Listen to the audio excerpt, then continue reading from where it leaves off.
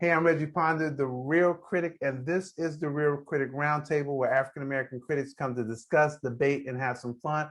We do that every week. I got my friends in the house, but we got a newcomer this week, and we're going to start off with our newcomer and welcome Ruben Peralta Rigaud. Hey, Ruben, welcome to the show.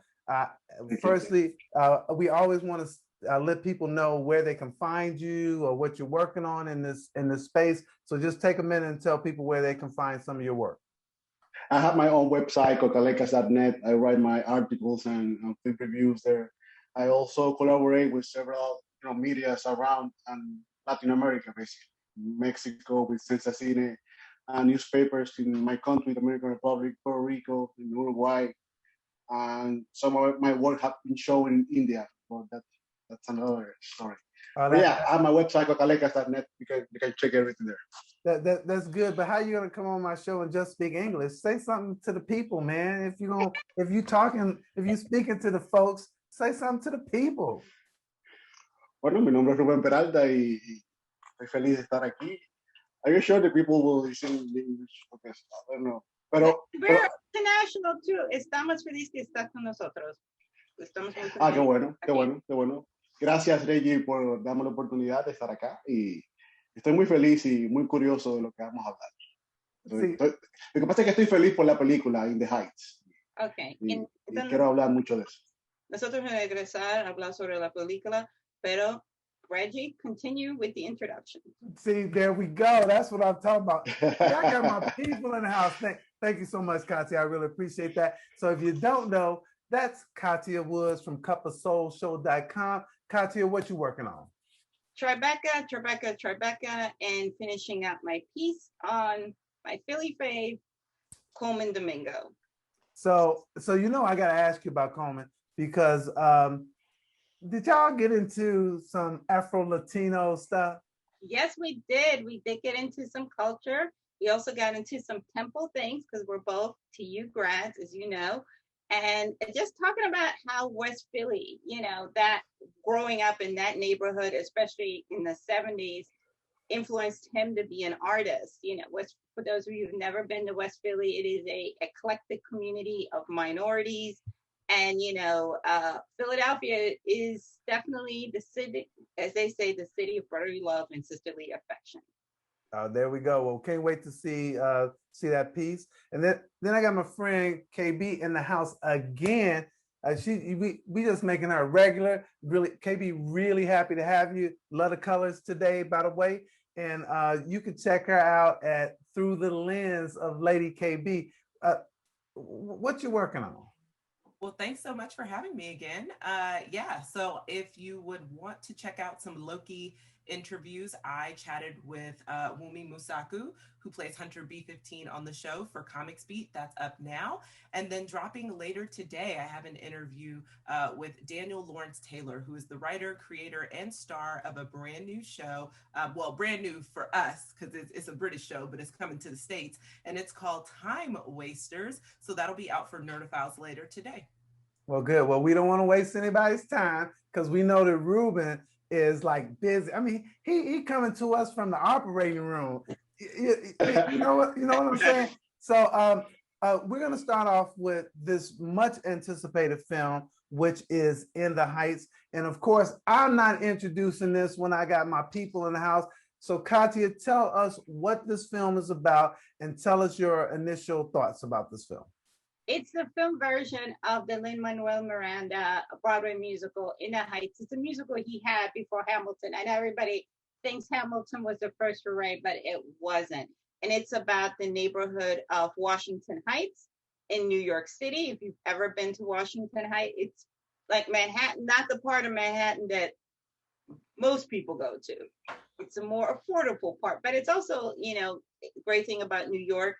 It is a city of immigrants. It's a city of culture, contrary to what friends may say. But it is, this is the version. And what this does is really great is that, Broadway shows are expensive. And this is a show about the Latin community, but the majority of Latinos can't afford to pay, $100 and something or even $70 per person to sit in a cheap seat. So this brings the musical experience to them. And it's basically about, you know, the immigrant story. You come to America to build a better life for yourself, to give your kids more options, and, you know, to do all the things that this country, that the Statue of Liberty and all the, you know, pageantry offer you. And again, you know, the title character, Yusafi, is like within a flux, you know, he's trying to decide whether or not to stay in America or to, you know, go back to his roots, you know, go back to the DR. So within all that, all these other folks are having, you know, their personal issues and very timely talking about gentrification and things. I enjoyed this. I mean, I'm a musical nut. I love musicals. I like, you know, I think we need it in this time where everything is so doom and gloom, you know what I mean? And for some of movies, you know, they can be a little preposterous where people are flying through the air and it don't make no type of sense. This makes sense. And it's also important for Latinos, period, to finally have a movie about them, made for them and by them, and to see, you know, not stereotypical things, you know, working class people and all of those things that, you know, especially the rhetoric that we've had the last 4 years. But I call this film sheer joy, because you're going to be like, you know, your head's going to be swinging, and some people that know the music are going to be singing along, you know, and even though you're like, who's singing? And then you're like, I'm singing too. So it's a real, it's a good time. And it's great for the whole family. Nothing goes on in there that you're going to have to be like this with your kids.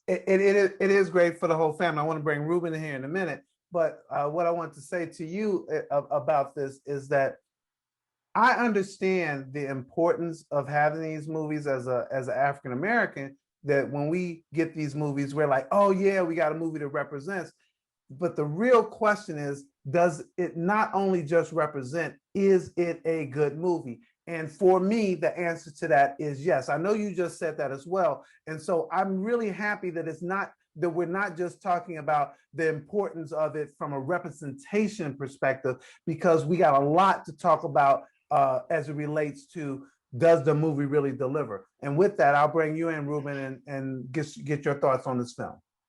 You say something important, Reggie. We need representation, but not like any representation. This is a great film. It's a fun film. It's an enjoyable film. Like every Latin person that I have approached and I have watched the film, they say that they cry in some point of the movie. But these tears are for joy, because you feel that you see in yourself in any character that you see you see in screen. And for me, as Dominican, as an immigrant, and that the main character is also a Dominican character who's looking for a dream. Like, I moved to the States looking for a dream, working for that dream. And what I love about this movie, it's like Hollywood always tells the story about immigrants, that we have to suffer, that we have to struggle, that we leave our country running because we hate being there, not because we wanted something different. And when you move to the States, you have to struggle. You're gonna face many, many, many challenges. And this movie, it's about like indecision going back, already living in a country because you love your roots, or you are surrounded by people who is like you, just from different countries. And of course, we all have dreams, not just immigrants, even people who live here.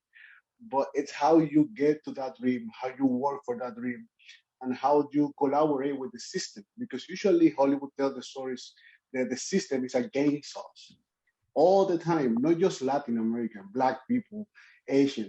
It's against us. But this movie tell you, it's kind of telling you that, but like in a beautiful way, in a musical way. And I think it's not just for Latin people. It's made for Latin people. But I think everyone who has a dream and has like, I don't know, like a why, is gonna love this film because it's gonna sparkle something in you. And it's the story is about Latins, but I think many people can find something important in this film, and this is the beauty of In the Heights. So I really like what you said, because there is a real universality in this film, because the messages can relate to anybody who has dreams and are struggling. And so I want to bring you in, Kay-B, because I cannot believe our friend did not talk about, meaning Kathia, didn't say anything about the dancing, like she didn't just stay there. Because you know how she is, like, I'm a dancer, I'm a blah, blah, blah, whatever. She didn't do it. So can you just give some justice to some dancing or something? Listen, In the Heights for me is really just a beautiful love letter to Washington Heights, first and foremost, and the Heights serves as its own character. You know, when I first moved to New York, I actually lived in Washington Heights, and so it was beautiful to be able to see the community kind of represented in this way. But it is a story about the immigrant story, which is the American story. Like, they are one and the same. That is what this country was built on. So it was great to be able to have this musical, which has kind of these deep undertones and storylines, but it's mixed with vibrant dance sequences, wonderful songs. I mean, it is such a beautiful film to watch. Like, I think, you know, what people are going to take away most from it is just how gorgeous it is. Truly, it's truly stunning. Just being able to not only see the different types of people, the different hues and the different shades, but just also the colors that John M. Chu uses, which, shout out to John M. Chu. And I'm really glad that they got another person of color to direct this film, because, you know, he directed Crazy Rich Asians, which is actually one of my top films from that year. And the use of colors in that film was really one of the things that stood out for me. And so I'm so glad he got to do In the Heights, because he uses kind of a similar feel with that.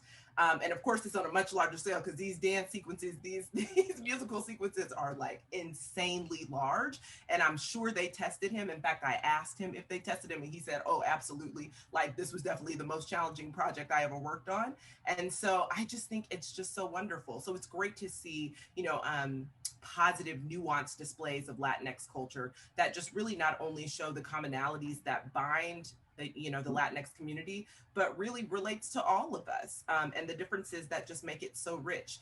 And, you know, I really need to shout out Olga's performance as Abuela Claudia, because I just think her being really the heart and the soul of this film, it spoke to a lot. And, you know, like, again, to everyone's point here, you know, you may not have an abuela, but you have a grandmother, or you have a grandmother figure, or you have a figure in your community who you can go and you can talk to, that sheds so much wisdom, so much light, and just brings so much hope and joy to your life.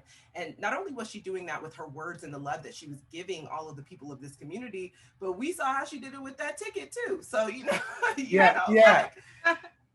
no, this is so good. This is so good that you did that, because in my review I wrote about her is that those four characters are totally important. I mean, absolutely important. But what she brings to it is like this glue that you didn't even know you needed in the project. And you can tell why she was nominated for a Tony for playing this role originally. She was fantastic and wonderful. I do want to talk about the characters a little bit. Is that when you look at all four of the young people, each one of them provides us, the viewers, with somebody to identify with. When you look at the daughter going off to college, she represents the hope of the whole community. It's like everybody. And so the pressure that she has, all of that stuff is really important, and we can identify it with that. When you look at Anthony Ramos' character, in terms of trying to figure out, do I want to go back? Do I need to stay? These are questions that people ask all the time. Am I welcomed here? He says the best days of my life, that those were the best days. So he's really thinking about that and wondering, how does he recreate that, you know, in his mind. You look at the other young lady, and I'm forgetting her name right away, but she's an entrepreneur. She's trying to be like, look, I'm trying. You mean Vanessa? Yeah, Vanessa. Yeah. She's like, I'm trying to be an entrepreneur. The way in which they do this all around with all these characters, and then to have the smarts of running a company as well, I just think they do such a great job with the characters. I see Ruben shaking his head, so I'm gonna let Ruben get in here for a minute. Because you say something important. Anthony Ramos' character, he wants to go back So he's gonna be an immigrant in another country because he was born in the States. So this is something interesting because he wanna go back to his roots to pursue his dad dreams, not his dreams, because he's living well in America. He's just in love. But this is his dad's dream. It's not even his dream. He just want to live through those. But he's going back to a country that he never lived, but he knows so much because his roots, his family. And he's afraid of being accepted, of being adopted in a country where supposed to it's being welcomed. So this is a different way of immigration because this is an American and Latin-based North American who want to go back to a country with a different language, with a different culture. And I think this is a wonderful explanation. And each character, like you said, it represents not just a person, it represents a community. Because Leslie Gray's character, it's like this new parenthood who wants the best for their kids, so they pay the best schools, the best for everything. So, but they don't ask if they want that. So it's a lot of things in each character, even with the kid, even with the Cody Hawkins character, that he is probably the outsider because he's black, but he's with his friends. Like it's a lot of things with the character and the abuela. Like you say, we all have an abuela or representation of this wise person that we always go back for an advice. And she always used this word, paciencia, y I forgot the other one. Paciencia, fe. Paciencia, ¿qué? Fe. Yeah, Faith. paciencia y fe, like faith and patience, like just because these young characters, they always want things really fast. That's right. And, like right there, and she always constantly says, be patient and just trust in the process. And this is such a wonderful character, and I hope this is just the beginning for recognition, not just for the movie, but for her, because she has a long career in theater. And I think it's enough, and she deserves. Yeah, I'm Kathia, glad. come on, And bring it in. Oh, I was about to say. I'm sorry, KB. The two smart things Lin did as far as casting. He didn't play Nusavi because he was too aged out. And Anthony, I love Lin, but Anthony's a better singer. Lin does not have the best voice. That doesn't mean he's not a good actor, but Anthony was the right age. He's 29. And dancer. Yes, and he's 29 and Lin is 40 plus. Lin played this role when he was in his 30s. So that was smart to say, you know what? I don't need to be in the lead. Let me play a smaller role and do the behind the scenes stuff and let Anthony step forward, who is more than ready. And kind of like when you think about that character, embodies it a little bit more. And I agree with Ruben, is a better dancer. He's just, that's just him. And then bringing her back from the Broadway play. Because I do have this thing too with a lot of people when you bring in Hollywood people for namesake to box office draw for a musical, but they don't have the talent and the ability and the range of the Broadway people. We do not give enough credit to Broadway people. You do a show 8 times a week. That makes you a whole different person, and you have to go all out because everybody paid and you got to give everybody an amazing experience. That's completely different than being a movie actor. So she had this role in her bones, and I sincerely hope that she makes the final cut for Best Supporting. Warner Brothers, do your thing. You have the money. And so in that way, I do think it's really good. Also casting Daphne. For those that don't know, Daphne was the original Mimi in Rent many moons ago, right? She can sing, she can dance. You know my goodness. Yeah, so I think there were some choices made where you're like, you got some theater people that know how to do this to help balance out the novices. Because Leslie's a pop star. Yeah. For those people that don't know, she's a Latin pop star. She's really big in Latin America. And this is really her first introduction to the general American public.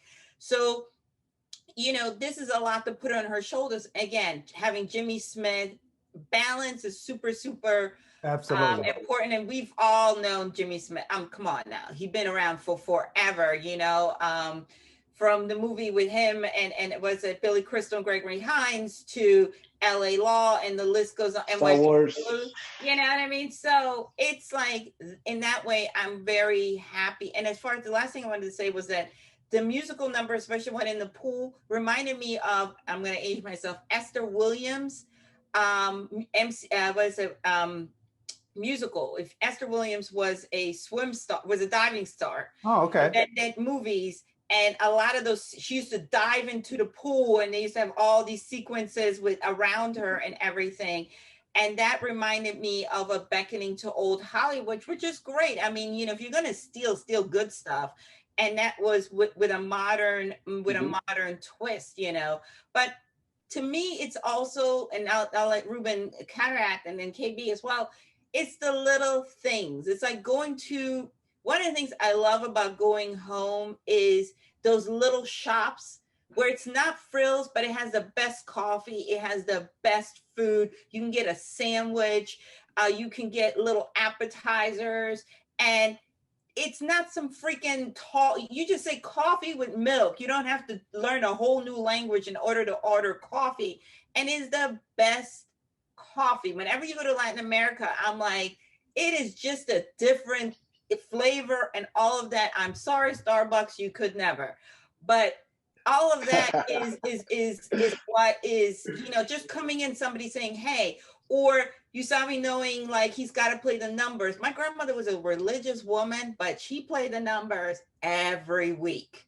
So all of that is part of the culture, you know? So interesting that you bring all that up. Kay-B, you wanted to get in, so I will not make my comment. Go ahead. Oh, no. I was just going to say, because Ruben brought up a very good point. I think one of my favorite parts of the film is the dynamic between Kevin and Nina. You know, he's right. Sometimes parents don't ask their children what they want, but Kevin came to the Heights to make a name for himself, to develop this business. He became very successful, and he was willing to risk it all, even including that business, to send Nina to school to get the best education. And so, you know, he is heartbroken, obviously, when she comes back home and she's like, I don't want to go back. Like, this isn't for me. And what I like is that even in the midst of that, Abuela is being able to navigate kind of both sides for them.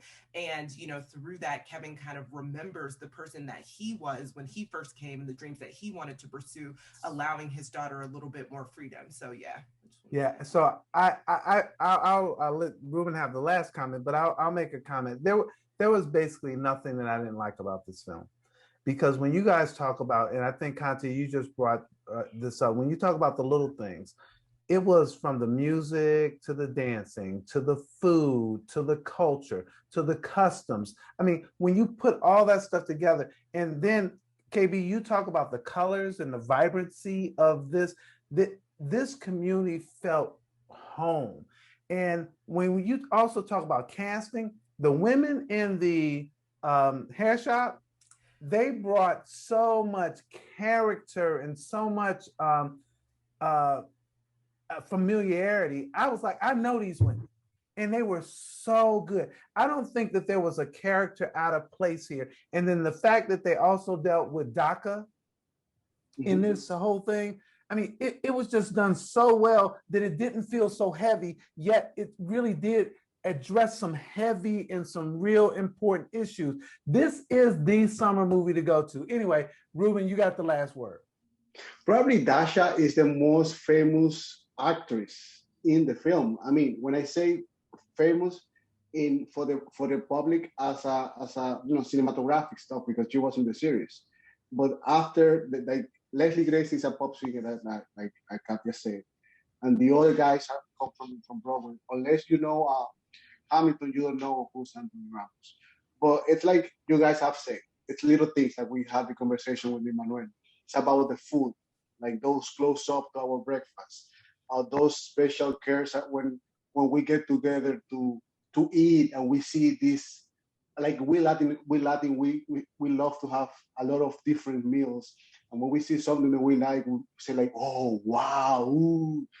And those little details, it's like what this movie is giving to people. Like it's like a great reminder that we just are in a different country, but we came from a place that is always happy. Like I don't know if you guys have been in any Latin American country, but like something that I miss from my country is this constant happiness, like constant making plans with your friends, constant doing things. And this is what we see in these characters. Like they're always doing something. There's a constant plan. There's something always going on. Of course, we have our personal struggles, but this is necessary to give some spice to life. Well, And overall, this movie is fun to watch. Like Kay-B said, the colors are amazing. The dancing are amazing. This one that Kathia says on the pool 96,000, it's one of my favorites.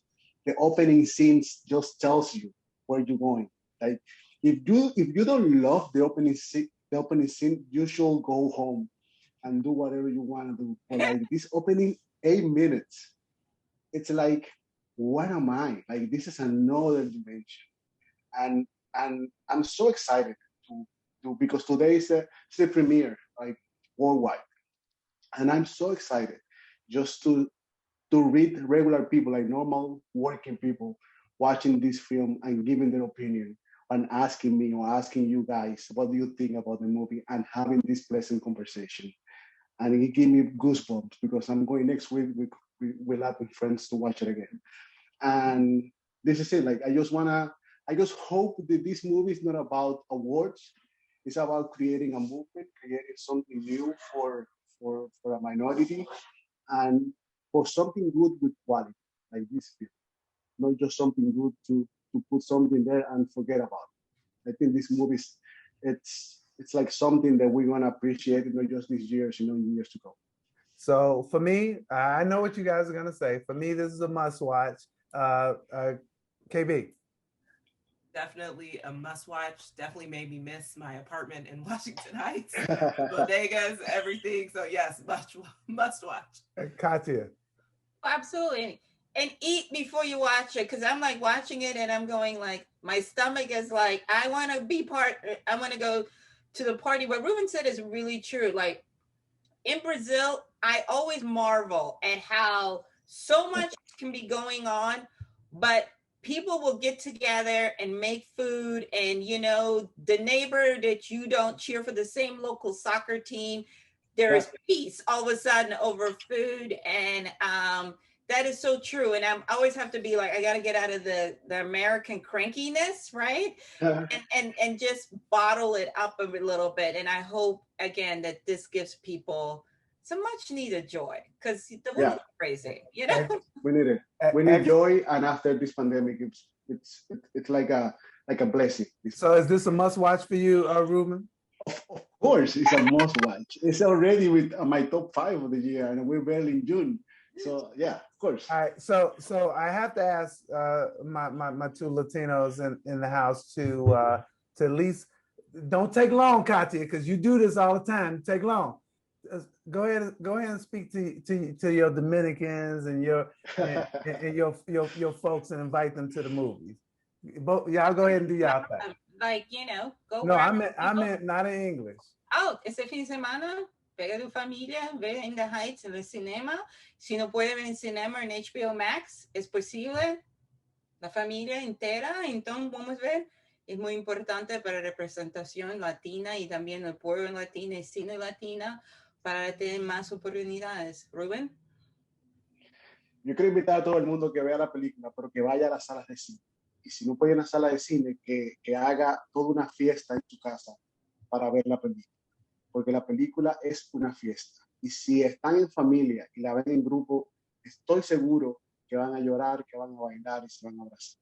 Este es el evento cinematográfico del verano, probablemente del año, y es una película muy importante para los latinoamericanos. No solo latinoamericanos, sino para todo el inmigrante. Y I want to say this in English because someone told me, like, if you pay taxes, you are an immigrant. So this is a movie for everyone. So that we talk about Clarence Willimams III, and a lot of people know him but don't know him. Be like, I think I've seen that guy somewhere. I knew him particularly as Lincoln Hayes from Mod Squad. That was the guy for me. Is that the fro was so fro that he was my bro. I mean, that was the guy. I mean, it was like you wanted to be him. He was so cool. He had the kind of swag that you wanted. And to think about the time in which he was playing Lincoln Hayes, and they called him Link on the show. Think about the time in which he was playing that. Man, it was a breakthrough role and a breakthrough time. He definitely. If you talk about the music of your life, for me, in terms of the characters of my life, Lincoln Hayes was one of them. Now, he's not just known for that, but I started there because that's where I know him from. I'm gonna move to you, Kathia. I don't think it hit. I'm glad you said that. Obviously, those of us that know his career know he's played way more than Link. It was Prince's dad in Purple Rain. But talk about representation. We talk about seeing Bill Cosby in I Spy as a lead. That spoke to a lot of Black men that he was the co-star, not the token guy, right? Him playing Link spoke to young Black men, because I was reading what Lenny Kravitz wrote. He said, as a young Black man growing up, seeing someone that looked like me, had the same afro as me on TV meant a lot. And those are the people that grew up with him. And again, that's why I'm like, don't look at it as a slight when people say from Mob Squad, because what he did with that is he was on an equal footing with the two other white leads. A good reason why people watch is because Black folks like, I don't really care what this thing is about, but the brother looks like me, I'm gonna tune in. That's all I need. That's really us in a lot of things. And also he was able to make that transition. Also he was married to Gloria Foster, and they were like the Black super couple. You know, when you're on the cover of Jet or Ebony as a couple, you're Black love super couple. That's all we need. We don't care if you're in People magazine. If Jet said it, it's good enough for us. And he also had style. Do you know what I mean? Charisma, swag, just the way he carried himself. He's more like a reserved person, but when he was on screen, he commanded your attention. And once again, why do we always got to wait until somebody dies to give them their flowers? Yeah. And we got to do better. Yep, Kay-B. Yeah, so I think the very first time I saw Clarence was in Tales from the Hood. That probably is my first and earliest memory of seeing him. And then from there, I think the next thing I remember seeing him in was Deep Cover. Even though Deep Cover came out before Tales from the Hood, I still think I saw Tales from the Hood first. And it might have been because of how old I was at the time. I wasn't allowed to watch Deep Cover yet. But I remember him in Deep Cover, and then, of course, in Purple Rain. And, I just think that, like, he was so iconic in a lot of ways. Even when he ended up being in The Butler, and I remember being like, oh, I can't believe Lee Daniels got Clarence to be in The Butler, so like just seeing how iconic his career has been. So to Kathia's point, it is very sad that we wait until people are gone to be able to give them the credit where credit is due and to be able to honor them in that way. But he deserves a lot of honor for being, revolutionary in his art. And to y'all's point, like I have seen reruns of the Mod Squad, but I was not born during that time period to watch it when it was on air. But I've seen reruns, and just the idea, again, to Kathia's point, of him being a Black man on the same footing as these white people and being their equals on TV. And I can only imagine what, young Black kids at the time were experiencing, being able to see his portrayal on screen, his iconic portrayal. It just means so much. And so then too, I should say, one of my underground old fave shows that got canceled because Fox ain't right is Fastlane. And he was also on there. So, I love that he was able to transcend decades and times and everything like that. So, just rest well and rest in peace. So I'm really glad that you mentioned that. I have to mention for those Trekkies though, that he was also in Star Trek. So Deep Space. So I mean, this guy did so much, and I'll mention this for Kathia because she's the theater person. This dude started out on Broadway. So this is not like some guy that just kind of happened on the movie stardom. He did happen on Broadway though, because it was kind of weird how he ended up starring with, not starring with, but having a role in a play with Cicely Tyson. But he ended up being on Broadway. So this is an accomplished actor, and I agree with you, Kathia, about giving them their flowers while they're here. And I'll let you have the last word. I just feel like we need to start going down the Rolodex. Who have we overlooked? And let's get it popping. BET Awards, blah blah blah, TV One honors, whatever you have there. And I almost feel like we have the Women in Hollywood lunch. We need a senior or a statesman lunch for our people, because these last 2 years have been rough. We've lost some giants, and it's time to let them know, hey, we stand on your shoulders. We see you. We always talk about validation from white Hollywood.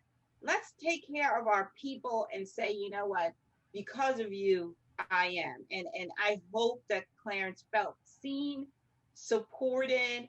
And again, shout out to that fro though. And the sunglasses, come on now. This thing was like the Afro Sheen commercial during Soul Train. Listen, that is a moment in itself. And he was like, I'm gonna stand in this blackness 1000%. Absolutely. Well, that's 1000%. Rest in peace, Clarence Williams III. Thanks, you guys. Appreciate that.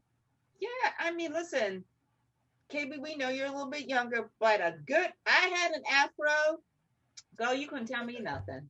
I had the pick with the black power at the end. And the peace little symbol in the middle. And then they had the Afro Sheen commercial. I was like, I'm in it. I'm in it too. We in it to win it. And it's so true. Like, I saw that cover of him and his wife on Jet, and I was like, there you go. That's all you. Okay, guys. So our next movie today is Infinite. And so since you've been dealing with a lot of time stuff, so it's kind of low key. Why don't you go ahead and tell me what this one's about, Kay-B? All right. So Infinite, which is on Paramount Plus, I should mention, is directed by Anton Fuqua, and it is starring Mark Wahlberg as Evan, who discovers that all of these different types of hallucinations are actually visions and memories from his past life. So Evan is what's known as an infinite in this film, people who essentially never die. Their spirits, kind of move on. They die and then they move into the next life, and they remember certain skill sets, certain trades, certain things from those previous lives. And what ends up happening is, as Evan is discovering the truth about who he actually is, he runs into Chiwetel Ejiofor's character, Bathurst, who actually is the person that reminds him of his past life. And this character doesn't think that infinite should exist. So his whole purpose really is like, I need to get rid of infinites. I need to, we should not have this happening in our world. Now, people think this concept sounds good. And quite frankly, on paper, it is intriguing. It is wildly intriguing on paper. It is actually based on a book called The Reincarnationist Papers. So I'm like, ooh, yes, come on, give it to me. I wish they would go back in time and revisit this from the ground up.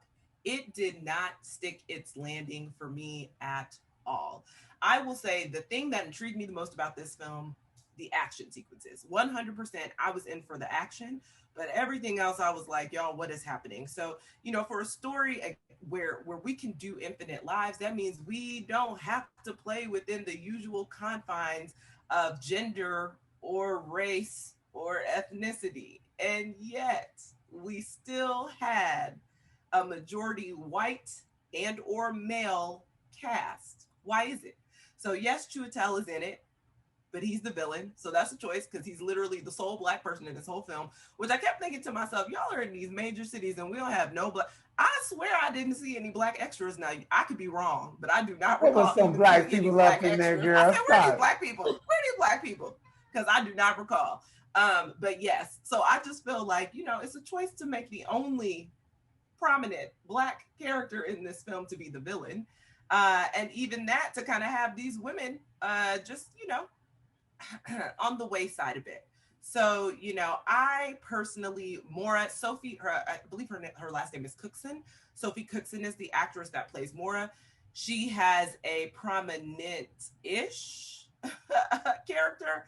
But yeah, for me, this just didn't hit. It didn't hit because I was just like, I don't know what happened with the writing. I don't know what happened. I didn't read the book, but it kind of makes me want to read the book to see what liberties they took in this film, because it just didn't hit at all for me. And, you know, I was quite bored, if I'm being honest.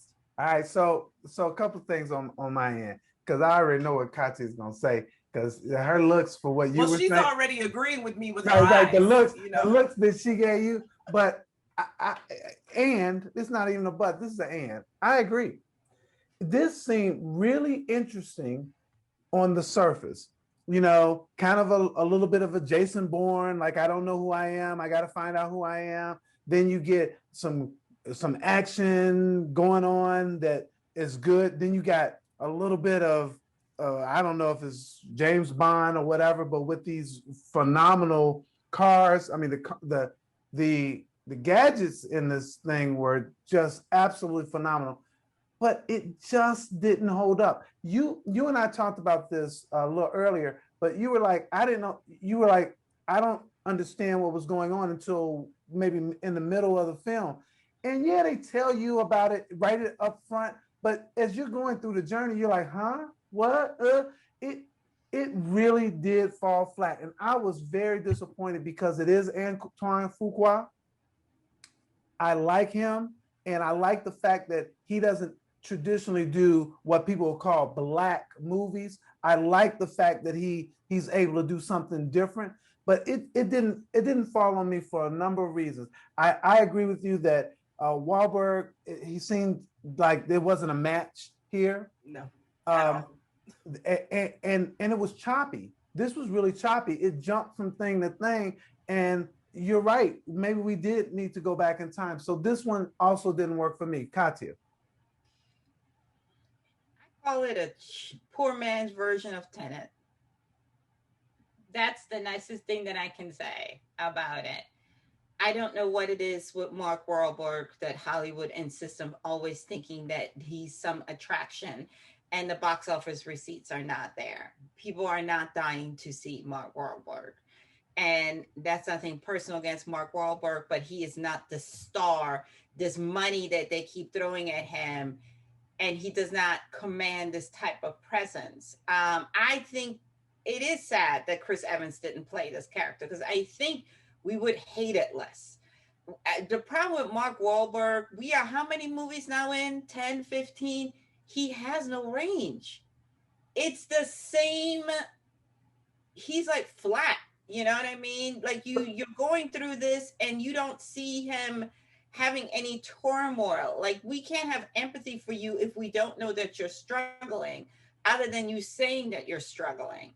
So Kathia, I think that's a fair point. But here's my question for you: is that do you think that this movie was a colossal failure because of him? I think he contributes to it, because in order, I always say this in these movies, we either have to cheer for you or we just want you to go away. And there's nothing to cheer for here. Do you know what I mean? And certain times, you know, these movies don't always have the best script. Got it.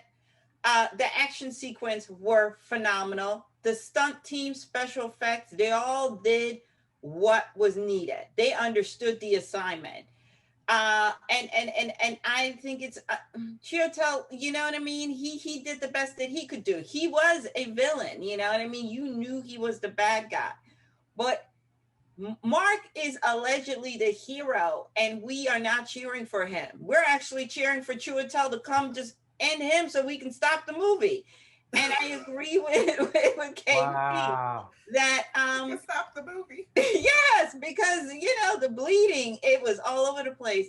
And again, we do have to start looking at certain things. Why is Hollywood so invested in Mark Wahlberg? It just doesn't. Financially, it doesn't make sense. Acting wise, it doesn't make sense. Who does he know that thinks he should continue being this leading man when it has not panned out? And once again, I can't even explain it. And I agree with Kay-B. If we don't exist in the past, we don't exist in the present, we don't even exist in the future. Make that make sense. And you know, I just feel like Antoine, this one got away from him. Again, the idea was great, and I kept saying it's the execution. Hence me starting saying the poor man's Tenet. You know, what Tenet may have had some volume issues, but we're in it. We want to know, like, what is this thing with the protagonist? And then you're going like, ooh, wow, what? And we were cheering for John David. We're not cheering for Mark Wahlberg. And again, we have to start telling the truth when it comes to certain stars in Hollywood that just get work based upon zero merit. I don't care if he's I was going to say, you brought something up that's a good point, is that in this film, they do tackle mental health and mental illness. And, you know, Mark's character, Evan, is I believe, schizophrenic. But there is nothing, like, when I tell y'all, there's actually, I feel like they dropped the ball even with the mental health storyline because it was just so deeply layered with Evan being violent. Like, it wasn't even an opportunity. I feel like that would have been a good opportunity for Mark Wahlberg to show some additional range in portraying this character.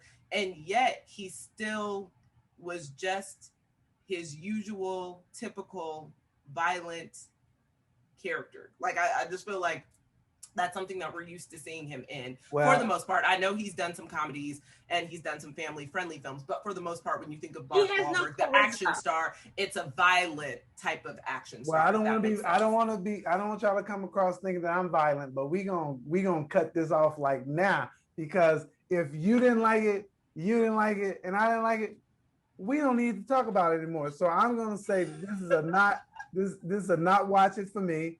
Kathia. Even if you have Paramount Plus for free, skip it. And Kay-B. Yeah, I mean, I'm going to wholeheartedly say you don't need to watch this. Maybe pick up the book instead. That might be my advice. Pick up the book and kind of get what you were looking for, because this script is not it. And bless the actors for having to do what they needed to do with this script. So. All right, excellent. So now we're going to talk about a TV show. We said we were going to give it some shine last week. We didn't get to it, and I'm so glad that we pushed it back so we could talk a little bit about it. And Kathia, tell us what this show is about, which is called Run the World.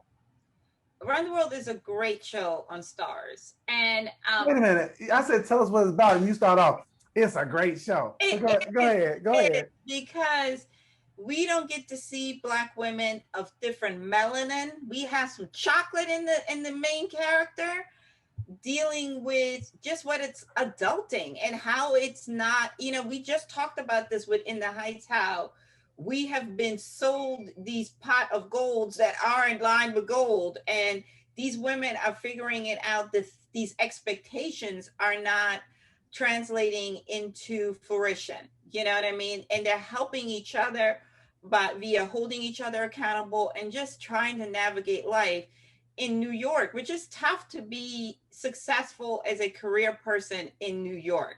I know a lot of people say LA, but New York, it does not give you any grace. So you definitely need a supportive system. You know what I mean? I love that we have these women that plan their lives, but now they're like, this isn't what I signed up for, you know? And I think it's also important. The other thing that I love is you need to give yourself permission. It's something that I tell my daughter and I tell young women all the time. Your 20s are not the time for you to have to be perfect. Try different things, even your 30s. It may take you until you get to be 40 to have it figured out, and that's okay. And I love how they're questioning, like, is this really supposed to be happening? And also it's a little messy, you know what I mean? Because that's life. You're gonna make some mistakes, and I'm so tired of seeing women and everything is perfect. Their hair is perfect. Their relationship is perfect. Their career is perfect. And you're like, this lady's about to jump off the building because ain't nobody's life this perfect. And I love the actresses that they chose for this, you know. And last but not least, and I'll pass it to Kay-B, This is what I mean. And so many of us as Black women. There's another TV show called Sisters that is helmed by a man. I'm not blaming the actors because it's a gig and you got bills. Do you? But there's a world of difference when a man helms a show about women's lives and when a woman does it. You can see it in the quality of the writing and you can see it in the layers of the characters. The women on Sisters, I want to throw out the window. These women, I want to get drinks with. All right, Kay-B. Yeah. So I adore Run the World. You know, Harlem is really like the fifth character in this. And as someone who just moved from my beloved apartment in Harlem, who spent 8 years there during my formative adulting years, who climbed the corporate ladder while living there, I think, you know, the easiest part of me actually living in Harlem was climbing the corporate ladder. The hardest part is the dating. And I'm so glad they get into it in this show. So one, it does kind of speak to being a love letter to Harlem. I love that they actually filmed in Harlem. They're eating at restaurants that I used to eat at, that I used to do brunch at, that I would do my Sunday fun days at, going from place to place to place. And then you look up and it's 1 a.m. and you got to go to work on Monday. Oh, the memories. So yes, I adore Run the World for those memories and what it brings. But I also like that Kathia is right. These women are messy. Life is messy. They're figuring out what they want out of life. They're going back to old booze that they probably shouldn't go to. Absolutely. They're figuring out what marriage looks like for them. They're figuring out kind of what corporate success and a successful relationship looks like, how to juggle both. They're figuring out what it looks like to be thrust into parenthood because you're dating someone with a kid. I just like that there are so many different layers on this show. You know, one, I love the wardrobe. So can we just shout out Andrea, who plays Ella, because her wardrobe is top tier. I mean, I do like everyone else's clothes, but Andrea's clothes are top. Like, I'm like, yes, Ella, like her clothes are fully top tier for me. But I also like that there's this one friend who makes everything about her. You know, like Brisha Webb's character makes everything about her, and they got to pull her to the side and be like, girl, this conversation is about what's going on in my life. We don't always have to come back to your divorce. Like, it is okay. So I do appreciate kind of seeing Brisha in this role. Yes, she is still a lot of the comedic relief because she is a comedian. I just feel like first and foremost, and we mostly see her in those roles, but it's nice to give her some extra layers and depth. And then I also want to shout out Amber Stevens-West because I adored the Carmichael Show. I did. I thought it was a great comedy, and it was nice to see Amber in something different. And so it's great to see her in this role. And homegirl is struggling. Like, she's truly struggling. And so I appreciate that she is like, listen, I love my job and I'm doing well there. And I have this perfect quote unquote man. But she really struggling because she like, man, I should have lived a little bit more when I was in my 20s. Like, I really should have put this man on pause, and I should have did some things, and I should have met some people, and I should have hooked up with some other people before I got involved in this. No, and it's like, girl. Yeah. Girl, yes. So, you were in New York. Yes, you should have. So this is this. You know, I know people probably don't want to do that comparison, but this is really, to me, the Black Sex and the City. Is that it is really well done. I really love the characters. Kathia, what I love that you talk about is the different hues of Black women who you have on there, including Erica Alexander. So that you got different looks of women. From a man's point of view, I just want to tell you, they all look phenomenal. They look fabulous. And I'm not going to fanboy over them when we get into a roundtable, Kathia. So just stop. But they do look fabulous. But it is messy. And so while I like the show, some of the stuff that goes on makes me like, did I really want to see that? And I think that's probably a good thing for the show. You could feel that this is a Yvette Lee Bowser production. She knows what she's doing with this. And I think that the arc of each of these characters has so much room so that she can play with them, and that the messiness actually helps. As there are a couple of things, though, that I'm saying, now they all ain't making money. So they at these spas and these other places. Now, see, when I'm saying that it's a Black Sex in the City, at least you know Amanda and all them other women, they had all this money and they were with, but these women are struggling. And some of the places they at, I'm like, no. Now wait a minute. No, wait a minute. Now Amber's character is not struggling. Like she works in finance and she's a manager. So I'm like, absolutely. Yeah, but I will say that Carrie in real life could not have afforded the life that she was living as a writer. Wait a minute. Now pause. I will say this. She could afford it if she was in a rent-controlled building. That's literally the only way that she would be able to afford it. But also, to be fair, on Sex and the City, Carrie talked often about how much debt she was in. Like, she would be like, my credit cards are maxed out, girl. I can't do this. You're right. I mean, she has these Louboutins, but she also has no access on her credit card to do anything, and she could barely pay rent. So they did do a little bit of balance, but yes, that apartment for sure. I was just like, unless it's rent control, girl, you can't do this. That's so funny. She was wearing the latest. So I mean, we know what Louboutins and red bottoms cost. Do you know what I mean? And I will totally admit it. I have a handbag collection that is fabulous. You know what I mean?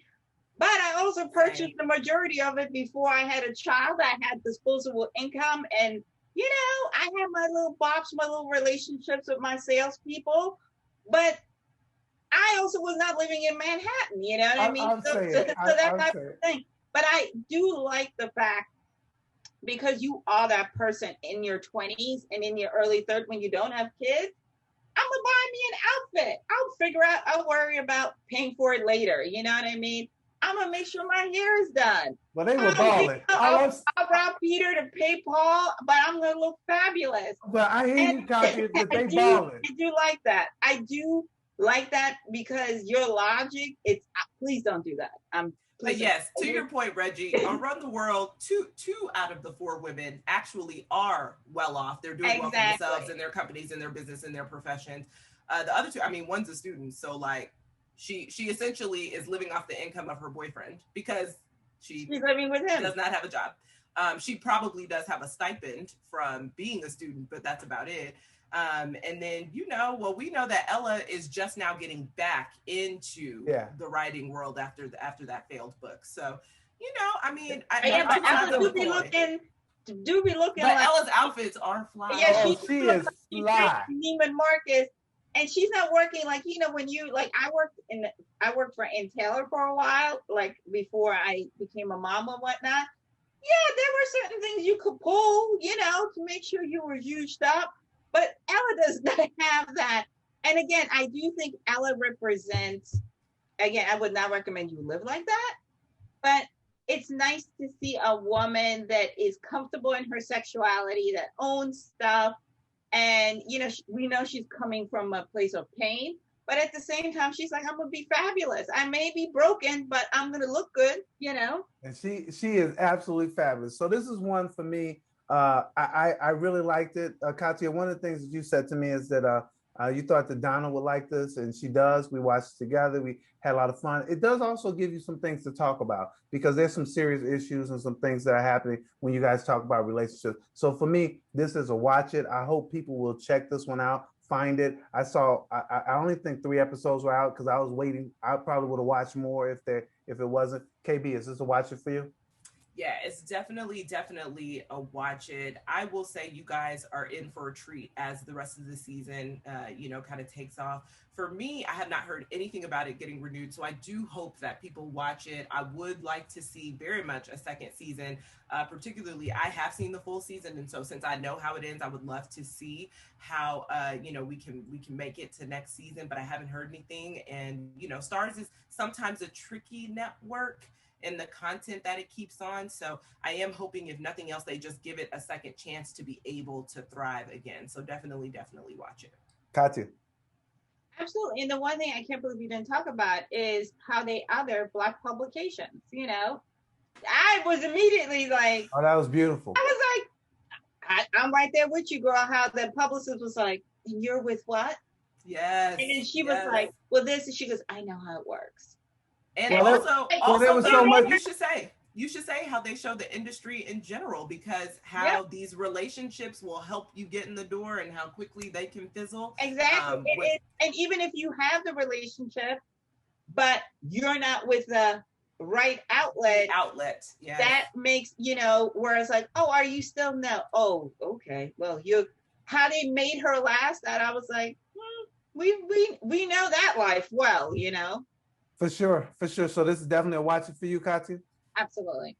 Excellent. Well, that's it. That's our show. I'm Reggie Ponder, the Real Critic. This is the Real Critic Roundtable. This is where we come to discuss, debate, and have a little fun. We did all of that today. Want to remind you guys to check out In the Heights. We're absolutely recommending that you look at Run the World. And then we'll, at some point in time, come back and talk about Loki, because that's something important to talk about. But you can check out some interviews and some information from Kay-B as it relates to that. And then obviously, we're going to get back and talk about Tribeca at another time. I'll see you guys next time.